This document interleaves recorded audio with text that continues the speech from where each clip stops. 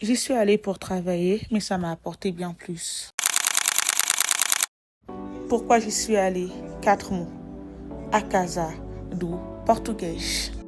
Vous remarquerez malheureusement que je n'ai pas pu mettre assez d'images parce que je suis quelqu'un qui préfère vivre les moments présents. J'ai dit à casa do português, mais je sais qu'il y a beaucoup qui ignorent peut-être que représente a casa do português. Simplement dit, est une école basée à Rio où vous pouvez apprendre le portugais et vous préparer pour votre examen de langue. À mon arrivée, je suis directement allée manger avec Daniel qui était venu pour me récupérer. On est à Rio. C'est pour un projet très important. Mais je vais vous emmener pas à pas.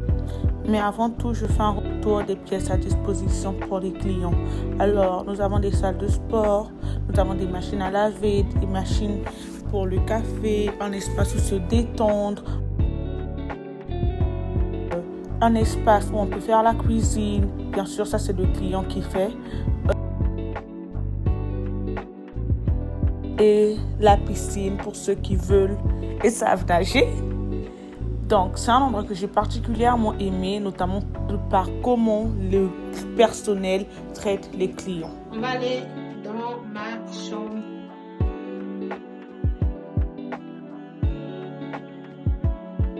Lock.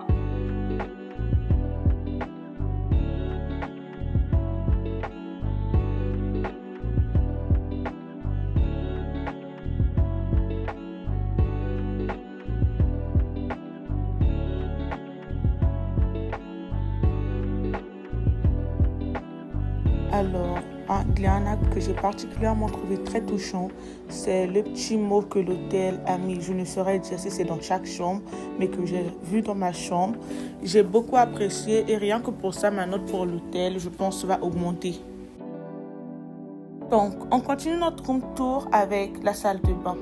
Franchement, j'ai adoré la simplicité, la beauté.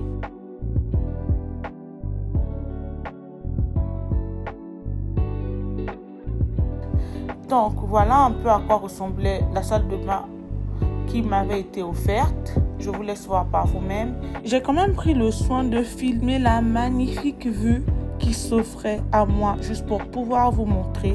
Franchement, pour quelqu'un qui n'est jamais allé à Rio, comme première impression, j'ai été très touchée. J'ai trouvé ça magnifique. Je ne sais pas si ça dépendait du quartier ou comment, mais j'ai trouvé ça magnifique.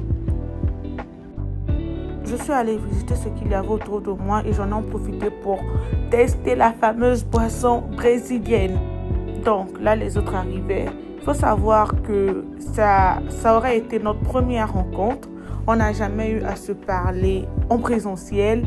Du coup, j'étais un peu anxieuse, vous voyez, mais grâce à Dieu, tout s'est passé de manière très safe, de bonnes conditions.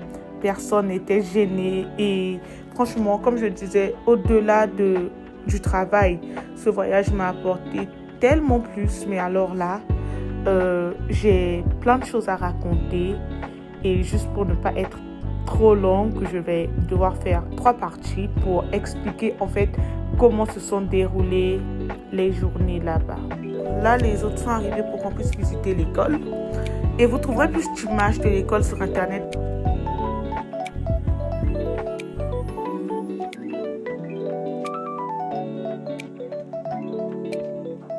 Vous avez le bus, nous sommes dans le quartier où se trouve l'école, la Casa do Português à Rio. Et là, il y a un 30 secondes pour ma fait le tour du secteur. Du coup, donc ce bus fait le tour du secteur.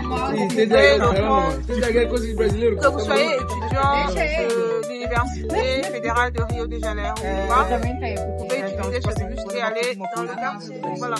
Donc, là-bas, vous avez une église.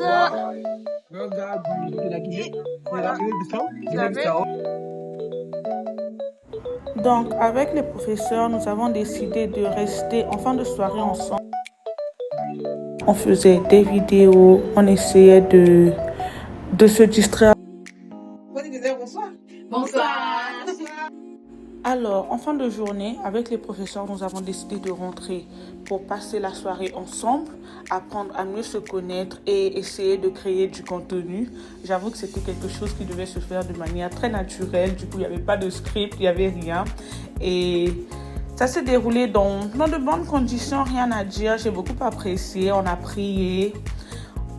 Et là, à Rio, je crois qu'ils étaient aux alentours de 20h, 19h comme ça, mais il y avait la fête. Les professeurs sont restés à la maison.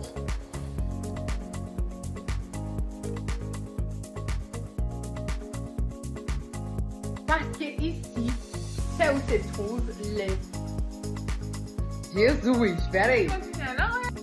Et on se dit à très bientôt pour la partie 2.